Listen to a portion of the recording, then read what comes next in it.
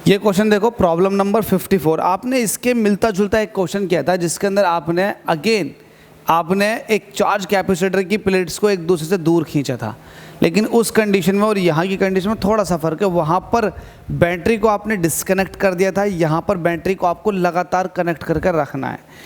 इसका मतलब ये हुआ, देखो क्वेश्चन पहले पढ़ कर बता देता हूँ। What happens to the energy stored in a capacitor. ध्यान रखना, पूछ के रहा है एनर्जी स्टोर्ड, हमसे कह रहा है if plates of the charge capacitor are drawn apart, लेकिन आगे जो बोल रहा है बड़ा काम का बोला, the battery remains connected, battery को आप नहीं छुटा रहे हो। तो देखो मेरी बात समझो, एनर्जी स्टोर्ड का फॉर्मूला लिखो, U इक्वल टू, अब वो फॉर्मूला लिखना है जिसके अंदर पोटेंशियल भी आए और कैपेसिटेंस भी आए। तो ये होता है हाफ CV²। ये वाला फॉर्मूला ही क्यों लगाया? आप ये भी तो कह सकते हो सर आपने एनर्जी स्टोर्ड का भी कुछ देर पहले Q²/2C यूज़ किया था, लेकिन मैं कहूँगा मेरे बच्चे, मैंने ये फॉर्मूला तब यूज़ किया था जब चार्ज कांस्टेंट था। चार्ज कांस्टेंट ऐसा था कि आपने बैटरी हटा दी थी, बस चार्ज करके छोड़ दिया था।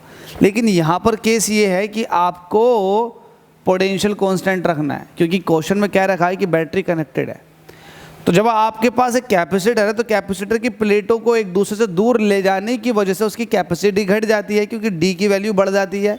C होता है A∈0/D। जब D बढ़ेगा तो कैपेसिटी ऑटोमेटिक डिक्रीज हो जाएगी।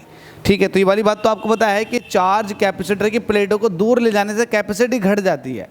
ठीक है, जब कैपेसिटी घट चुकी है तब आप देखेंगे उसके अंदर एनर्जी स्टोर्ड का क्या हो रहा होगा।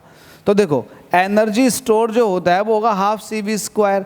पोटेंशियल तो कांस्टेंट है, तो जो एनर्जी स्टोर है वो सीधे सीधे कैपेसिटी पर डिपेंड करता।